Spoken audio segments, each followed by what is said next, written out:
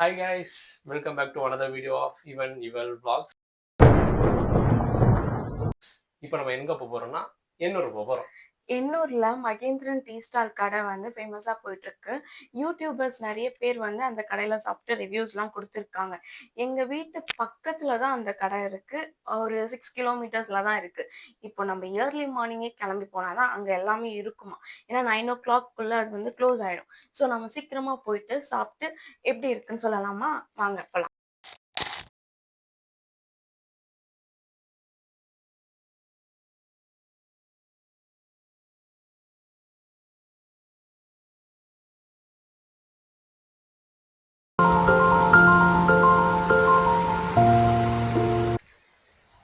Guys இப்போ நம்ம நேராக வந்து மகேந்திரன் டீ ஸ்டால் போயிட்டு அங்கே இருந்து நல்லா சாப்பிட்டாச்சு. பட்டர் நானும் சிக்கன் தொப்பு காலையிலேயே சாப்பிட்டாச்சு.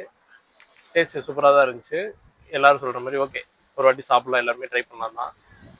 அப்புறமா அந்த போற வழியில வந்து எண்ணூர் பீச் இருந்துச்சு. ஓகே, அதுவுமே எப்படி பார்த்துட்டு போலான்னு பார்த்தா சூப்பரா இருக்கு கிளைமேட். காலையிலேயே வந்து இங்க நிறைய பேர் வந்து கூட்டமா வராங்க.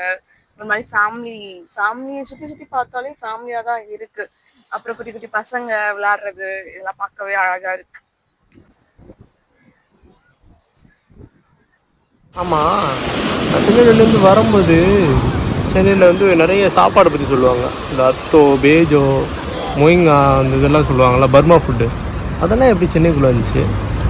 மீன்ஸ் அதுவா, அது வந்து மியான்மர்னு ஒரு ஊர் இருக்குல்ல, அங்கே வந்து யங்கூன் வந்து கேபிட்டல் சிட்டி ஆஃப் மியான்மர்.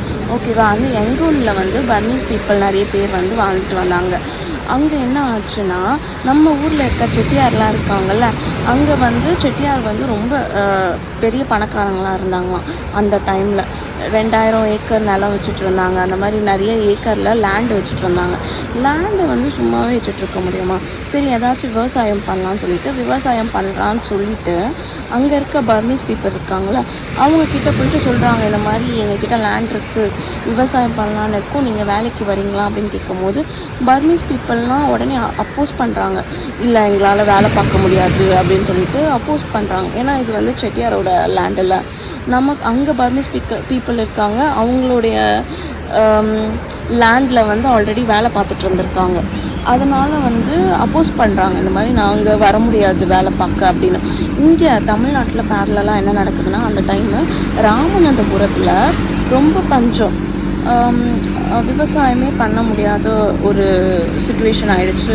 ரொம்ப பஞ்சம் ஆகிடுச்சு, சாப்பிட கூட வழி இல்லை. அந்த மாதிரி சுச்சுவேஷனில் இருக்க மக்கள் என்ன நினச்சாங்க, சரி நம்ம இங்கேருந்து எங்கூன் போகலாம், எங்கூன் போயிட்டு, ஏன்னா அங்கே செட்டியார் லேண்ட் இருக்குது, 2000 ஏக்கர் லேண்ட் இருக்குது, விவசாயம் நிறைய பேருக்கு வேலை கிடைக்கும்னு சொல்லிட்டு இங்கே இருக்க மக்கள்லாம் வந்து இங்கேருந்து எங்கன்னு போய் வேலை பார்க்குறாங்க.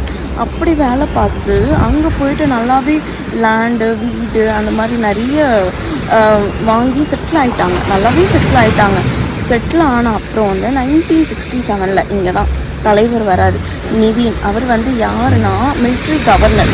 அவர் வந்து என்ன பண்ணுறாரு, இந்த மாதிரி பர்மா கவர்மெண்ட்டே வந்து இருக்கக்கூடாது அப்படின்னு சொல்லிட்டு பர்மா கவர்மெண்ட் ஃபுல்லாத்தையும் வந்து கழிச்சு விட்டுறாரு. கழிச்சிட்டு இவர் வந்து மிலிட்ரி கவர்மெண்ட்னு மிலிட்ரி ஆட்சி அப்படின்னு ஒன்று வந்து ஸ்டார்ட் பண்ணுறாரு. அந்த இடத்துல மிலிட்ரி ஆட்சி ஸ்டார்ட் பண்ண அப்புறம் வந்து அங்கே இருக்க தமிழ் மக்களெல்லாம் வந்து இந்த மாதிரி நேஷ்னலிசம் இருக்கக்கூடாதுன்னு சொல்லிட்டு அங்கே இருக்க தமிழ் மக்களை நம்மளுடைய இந்தியன் ஆர்மி ஹெல்ப் மூலியமாக வந்து இந்தியாக்கே வந்து திருப்பி அனுப்பிடுறாங்க.